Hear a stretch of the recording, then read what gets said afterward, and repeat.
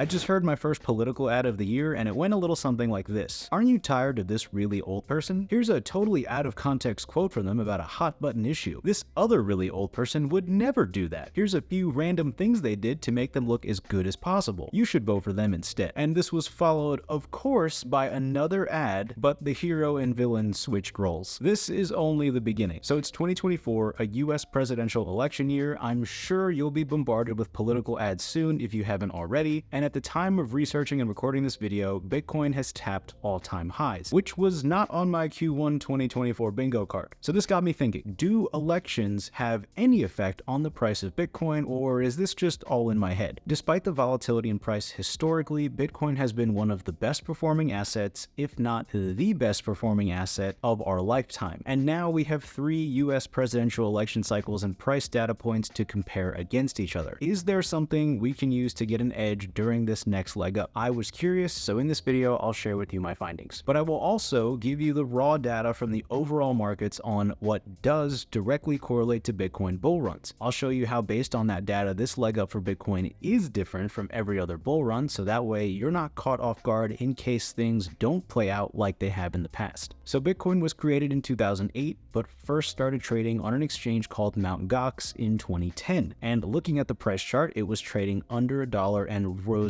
rapidly into Bitcoin's first bull run in 2013. So what happened in 2012 was the re-election of President Barack Obama and Vice President Joe Biden. Now, I would argue that back during this time period, most people were not even aware of Bitcoin or cryptocurrency at all. This was really for hobbyists, enthusiasts, and people who really believe that Bitcoin was a way to opt out of the existing financial system. Fast forward to 2016, when President Donald Trump and Vice President Mike Pence were elected, and what followed was a bull run in 2017, which opened up the world of crypto to a lot more people. Around this time was when I first jumped into the crypto markets. Going further along, President Joe Biden and VP Kamala Harris get elected in 2020, and in 2021, another wild ride up for crypto happened. So it feels like all we have to do is elect a new president and Bitcoin will go up. So the key finding is vote, defend your democracy and your portfolio. So it's only been 3 US election cycles. I'm not expecting to find anything in particular, but let's line up some important dates and see if we can glean any information. So for context, there's a lot of important dates during an election cycle, but for the purposes of this video, I really am only interested in the broader implications of elections on Bitcoin, not the day-to-day fluctuations. So our important dates for these charts are condensed down dramatically to see what happens between them, and I decided the best way for me to organize this chaos is to focus on the final voting dates for the election cycle and the 1-year anniversary between them, give or take a few days. Remember, we're trying to get broad implications, and election day is not on the exact same day every election. Our first data point will be 1 year before voting day for the 2020 election, or November 6, 2011, since the 2012 election was the first election after 2010. This is because there isn't a lot of price data on Bitcoin pre-2010. We can use this point to see if there's any correlation between the years before an election and the price of Bitcoin. Prices were obtained using TradingView, specifically the BTC USD chart from Bitstamp at the open, as it has price data that goes back all the way to 2011. So here's our chart with 13 data points plotted out, and just by looking, we see the Bitcoin chart going up pretty dramatically. There's a noticeable decline here, which is of course the most recent crypto bear market, but overall, Bitcoin trended up. The year leading up to election day always yielded positive returns. The year after election day always yielded positive returns, and out of all the years between data points, just 2 of those years had negative returns. All right, so all this data really says is that historically Bitcoin goes up more than it goes down, but it is interesting to note that every year before voting day for a new president and every year after a new president was elected, historically that meant good things for Bitcoin. But even then, that's kind of a stretch to even make that claim, because 3 political cycles really isn't a ton of data points to draw from. Bitcoin and crypto has largely remained out of the political scene until more recently, and it's such a small asset by market cap compared to other assets. Its growing popularity is likely fueling the run up, which most likely outweighs US political influence. So maybe this will change in the future, but my interpretation is that there isn't a lot to gather here in the context of a political election and its effects on Bitcoin. At least nothing that makes me want to chuck all my life savings into the market immediately. But Bitcoin does have a correlation to something else, and that is the overall markets. Here's the Bitcoin chart against the S&P 500, and we can see that in the 2013 Bitcoin bull run, the S&P 500 basically didn't even care Bitcoin was a thing. Again,